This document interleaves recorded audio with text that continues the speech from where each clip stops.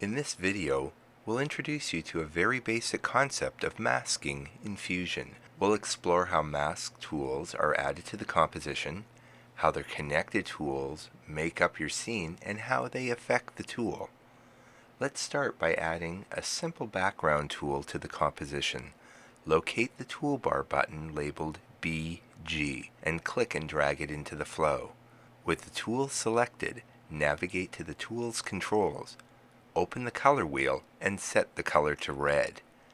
Then view the tool in one of your display views, or the scaling menu to set the view, or use Ctrl F if the window is active.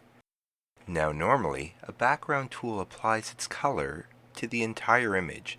As a result, this entire 720p background image that we've created here is being given the red color that we've asked for in the background tool's controls. What I'd like to do is mask the tool so that only a portion of the image gets the red color. We do this by adding a mask tool to the composition. Fusion's mask tools are located in the mask tool category. The mask tools available are bitmap, B-spline, ellipse, mask paint, polygon, rectangle, ranges, triangle, and wand masks. Let's add an ellipse mask to our background by selecting Ellipse from the menu. Because the background tool is already selected, the Ellipse mask tool is automatically connected to the mask input on the background tool. The effect mask input on any tool is indicated by a small blue triangle. Let's view the ellipse mask in the second display view and take a look at the image it produces. The ellipse mask produces a single channel black and white image. Where the image is black, the effect of the tool it's applied to will not be seen. Where the effect of the image is white, the effect of the tool it's applied to will be seen. In the case of applying this effect mask to this background, we can see where the effect mask is white, the red background shows through.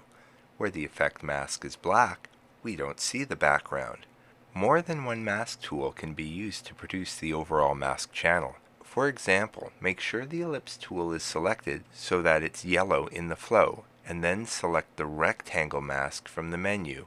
It will automatically add the rectangle mask between the ellipse tool and the background tool. Note that the output of the ellipse connects to the effect mask's input on the rectangle tool, and the output of the rectangle connects to the effect mask's input on the background. This is how we chain together mask tools, also known as mask runs.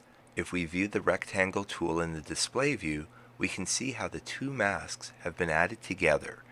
The mask's paint mode determines how the mask is combined with the existing mask. For example, the rectangle tool's paint mode is set to merge. When I set it to subtract, then the rectangle would be subtracted from the existing mask channel. This is a technique used to cut holes in a mask. Right-click on the mask tool and select Delete from the context menu to remove the rectangle mask tool from the flow. Make sure the ellipse tool is selected, and then examine the tool's controls on the right-hand side of the screen. The following controls are common to almost all mask tools.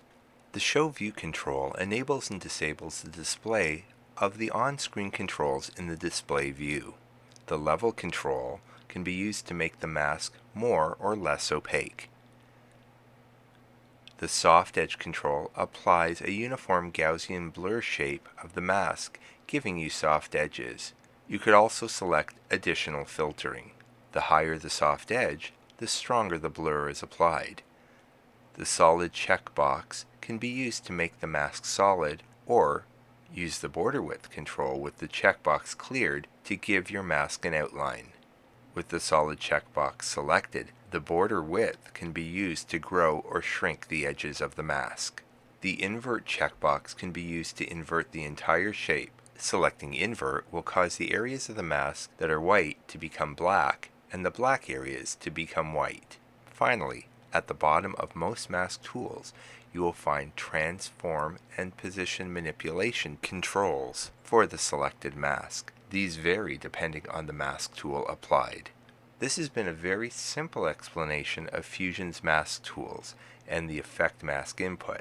In Part 2, we'll cover alternative mask inputs on specific tools within Fusion. As always, for the most up-to-date descriptions and details on Fusion, visit manual.vfxpedia.com.